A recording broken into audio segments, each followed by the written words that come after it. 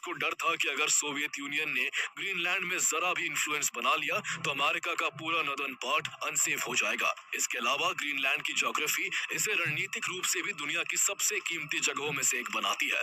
Greenland के एक तरफ आइसलैंड है और उसके आगे यूनाइटेड किंगडम है और इन तीनों के बीच नैरो सी कॉरिडोर मौजूद है जिसे GIU के गैप यानी Greenland Iceland United Kingdom gap कहा जाता है।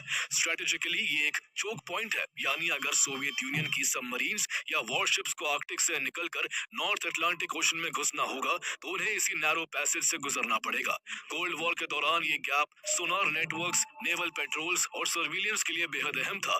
जो भी शक्ति इस गैप को कंट्रोल करती वो नॉर्थ अटलांटिक की मैरीटाइम सिक्योरिटी और अमेरिका यूरोप सप्लाई रूट्स पर सीधा दबदबा बना सकती थी। इसी वजह से ग्रीनलैंड की स्ट्रेटेजिक वैल्यू अमेरिका के लिए और भी बढ़ गई। इसकी अहमियत का अंदाजा इसी बात से लगाया जा सकता है कि 1946 में प्रेसिडेंट हैरी ट्रूमैन ने डेनमार्क के आगे ग्रीनलैंड को $100 मिलियन के गोल्ड के बदले खरीदने का प्रस्ताव रखा, लेकिन डेनमार्क ने ग्रीनलैंड बेचने से साफ इनकार कर दिया। हालांकि उसने अमेरिका को यह परमिशन जरूर दी कि अमेरिका चाहे तो अपनी मिलिट्री प्रेजेंस को ग्रीनलैंड में पहले से ज्यादा बढ़ा सकता है। लेकिन ये कोई पहली बार नहीं था जब अमेरिका ने ग्रीनलैंड को खरीदने की कोशिश की थी। इससे करीब 80 साल पहले 1867 में अमेरिका के secretary of state William H seaward ने भी ग्रीनलैंड और आइसलैंड को खरीदने का प्रस्ताव रखा था। सीवर्ड वही व्यक्ति थे जिन्होंने उसी साल रशिया से $7.2 मिलियन में अलास्का खरीदकर सबको चौंका दिया था। उनका मानना था कि नॉर्थ अमेरिका के नॉर्दर्न एंड पर अमेरिका का पूरा कंट्रोल होना चाहिए और ग्रीनलैंड की बर्फ के नीचे छिपे नेचुरल रिसोर्सेज भविष्य में स्ट्रेटेजिक और इकोनॉमिक लिहाज से बेहद अहम साबित होंगे। लेकिन उस समय सीवर्ड की इस बात को गंभीरता से नहीं लिया गया, यहाँ तक कि अमेरिका के लोग उनकी अलास्का डील को सीवर्ड्स फॉली यानी उनकी मूर्खता मानते थे, क्योंकि उन्हें लगता था कि अमेरिका ने बिल्कुल यूजलेस जमीन खरीद ली है। लेकिन 1946 आते आते कोल्ड वॉर के खतरों ने यह साबित कर दिया था कि सीवर्ड का विजन कितना दूरदर्शी था। हालांकि 1946 में भी यूएस प्रेसिडेंट हैरी ट्रूमैन की पहल के बावजूद ग्रीनलैंड अमेरिका को नहीं मिला, लेकिन डेनमार्क की परमिशन के बाद यूएस ने 1950s में वहां एक बड़ा मिलिट्री बेस बनाया जिसे थूले एयर बेस कहा जाता था।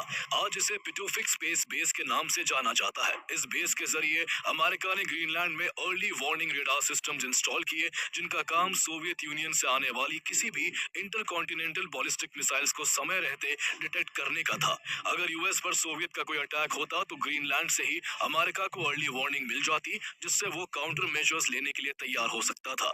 यही से ग्रीनलैंड कोल्ड वॉर में सिर्फ एक आइलैंड नहीं बल्कि अमेरिका की फर्स्ट लाइन ऑफ डिफेंस बन गया। इसी दौरान ग्रीनलैंड की कानूनी स्थिति में भी बड़े बदलाव हो रहे थे। 1953 में ग्रीनलैंड को ऑफिशियली किंगडम ऑफ डेनमार्क का हिस्सा बना दिया गया और वहां के लोगों को डेनिश सिटीजनशिप मिल गई। लेकिन सिटीजनशिप मिलने के बावजूद ग्रीनलैंड के लोगों के मन में अपनी अलग पहचान और पूरी तरह आजाद होने की इच्छा बनी रही, जिसने आगे चलकर इंडिपेंडेंस की मांग को और भी मजबूत कर दिया।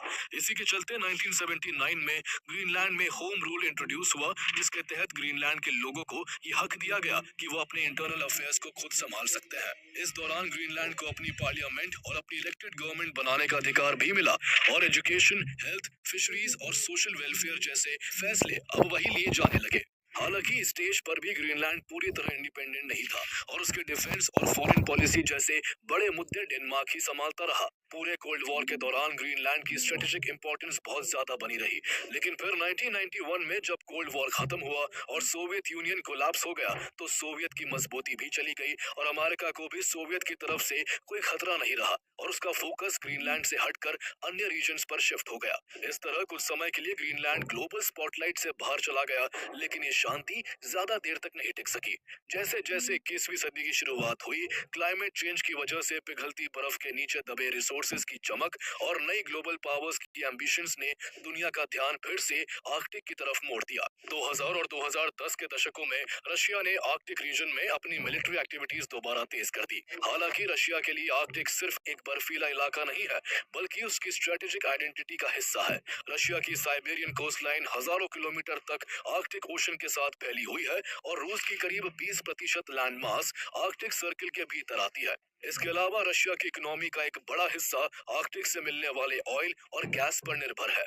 इसी वजह से रशिया ने अपने कई पुराने सोवियत एरा मिलिट्री बेसिस को दोबारा एक्टिव किया और दुनिया का सबसे बड़ा nuclear powered ice breaker fleet तैयार किया, ताकि मोटी से मोटी बर्फ को काटकर आर्कटिक में अपनी पहुंच बनाए रख सके। इस तरह एक तरफ जहां रशिया आर्कटिक में अपना प्रभाव बढ़ा रहा था, वहीं दूसरी तरफ 2009 में ग्रीनलैंड को सेल्फ रूल का अधिकार मिल गया, जिसकी ग्रीनलैंड के लोग लंबे वक्त से मांग कर रहे थे। सेल्फ रूल एक्ट ने ग्रीनलैंड को फुल इंडिपेंडेंस के बहुत करीब पहुंचा दिया। इस कानून के तहत ग्रीनलैंड को पुलिस, जस्टिस सिस्टम